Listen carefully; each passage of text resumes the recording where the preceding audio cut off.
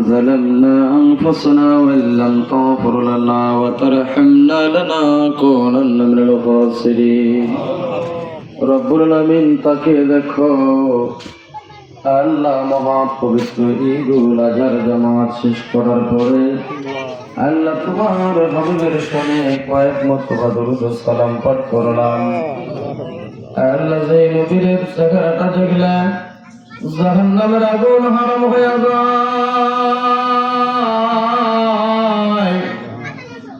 যে নবী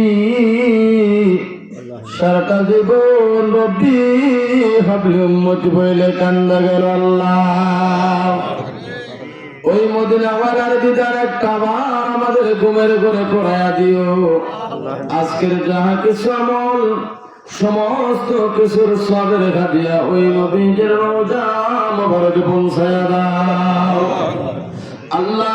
নজর পৌঁছাও নবীজির আসাব খোলাফায়ে রাশিদিন আশরে মুবাশশিরিন আহলে বাইতের হুজুর খাতুনে জান্নাত ফাতেমা তুজোহরা রাদিয়াল্লাহু তাআলা তিনার নয়নের মনি কলেজার বটে ইমাম হাসান ইমাম হোসেন কারবালার ময়দানে সত্য ইসলামের জন্য যারা পানি পানি করে বুকের তাজা তাজা রক্ত ঢেলে দিল আল্লাহ, সকল আত্মার হুজুর সবের গাদিয়া নগর পৌঁছায়া দাও আল্লাহ। নজরে পৌঁছাও তামাম বিশ্বের জমিনে যত আউলিয়া ইকরাম কাদরিয়া চিশতিয়া নকশবন্দিয়া মুজাদ্দিদিয়া সিলসিলার যত আল্লাহর ওলি যে যেখানে মাটির চাদর মুড়ি দিয়ে ঘুমায় রয়েছে আল্লাহ, আল্লাহ সকলের আত্মার হুজুর মিসকিন গুনাহগারের তরফ থেকে সবের গাদিয়া নগর পৌঁছায়া দাও রব্বুল আমিন। তাকিয়ে দেখো আল্লাহ, কার জানি মা নাই, কার জানি বাবা নাই, কার জানি দরদের মা বাবা বিদায় হয়েছে আল্লাহ। প্রতি বছর মায়ের কদম বুঝি করে বাবার কদম বুঝি করে সালাম দিয়ে ঈদগাহ মাঠে আসতো, আব্বুর কোলে চড়ে ঈদের মাঠে আসতাম রে মালিক। আজ কার জানি বাবা নাই, কার জানি মা, মাকে বলে ঈদের নামাজে আসতে পারবো না আল্লাহ।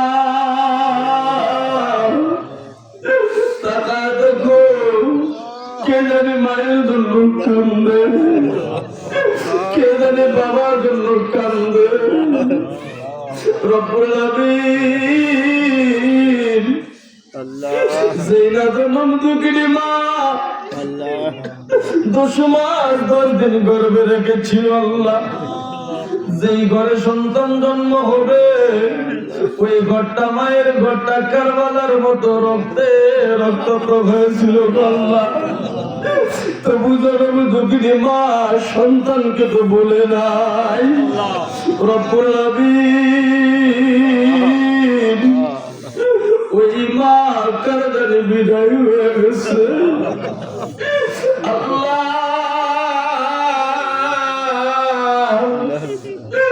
কারদারে বাবা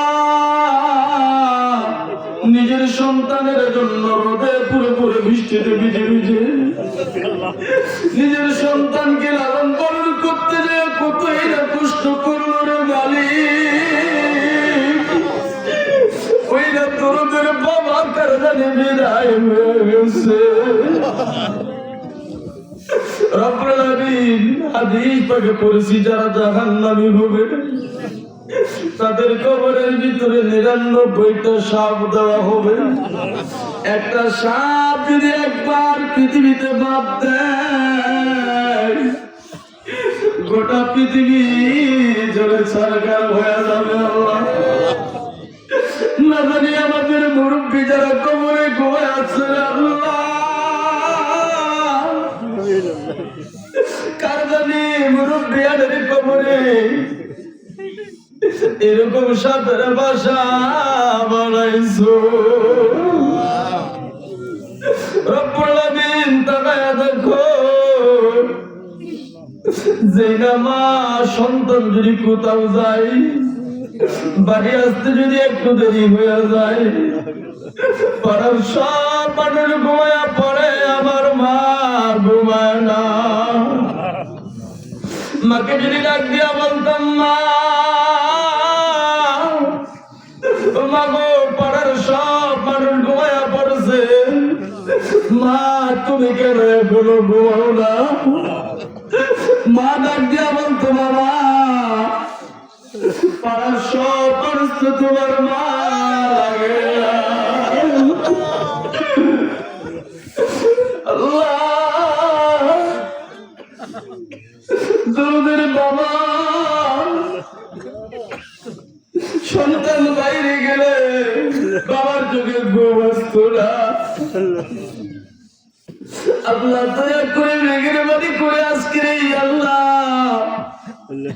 এই আমাদের সবের হাজিয়া নজর তাদের প্রত্যেকের মা বাবার কবরে কবরে পৌঁছায়া দাও রব্বুল আলামিন। বিশেষ করে আশেপাশে অনেক গুরুস্থান, অনেক মায়ের ঘুমায় রয়েছে আল্লাহ।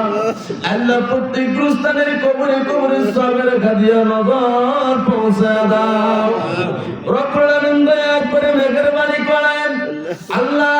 তাকায় দেখো কে কোন আসলে তোমার দরবারে হাত বাড়িয়েছে আল্লাহ।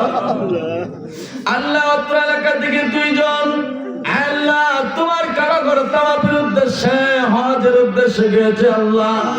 আল্লাহ তাদের হজ তোমার দরবারে কবুল করে নিও আল্লাহ। তাদেরকে তোমার দরবারে কবুল আর মঞ্জুরি করে নিও রব্বুল আলামিন। অত্র আল্লাহ ঈদগাহর ভিতরে যারা অর্থ দিয়া বুদ্ধি দিয়া শ্রম দিয়া কাজমাত করলো সকলের কাজমাত গুলো কবুল মঞ্জুর করে দাও রব্বুল আলামিন। যারা হাত তুলেছেন, যারা ব্যবসা করে তোরা কি দান করে দাও, যারা চাকরি করে পদোন্নতি দিয়ে দাও আল্লাহ। যারা কৃষি করে কৃষিতে বরকত দিয়ে দাও আল্লাহ। যারা ঋণগ্রস্ত ঋণকে পরিশোধ করার তৌফিক দিয়ে দাও রব্বুল আলামিন। টাকা দেখো আল্লাহ কে কোন বিপদে পড়ে তোমার দরবারে কান্দে আল্লাহ। দয়া করে মেহেরবানি করে কে কোন মামলায় জড়িত হইয়া তোমার দরবারে কান্দে সকলের মনের বাসনা পূর্ণ করে দাও রব্বুল আলামিন। দয়া করে মেহেরবানি করে ভারতের মুসলমানদের উপরে রহমত নাজিল করে দাও, তামাম বিশ্বের মুসলমানদের উপরে রহমত নাজিল করো। আজকে মুসলমানেরা বড় নির্যাতিত, বড় নিষ্পেষিত হচ্ছে গো আল্লাহ। আল্লাহ ভারতের জমিনে মুসলমানেরা নামাজ পড়তে পারে না, আযান দিতে পারে না, গরু জবাই করতে পারে না আল্লাহ। আল্লাহ ফিলিস্তিনের জমিনের দিকে তাকাও, ইরানের জমিনের দিকে তাকাও। আজকে মুসলমানেরা কতই নির্যাতিত হচ্ছে আল্লাহ।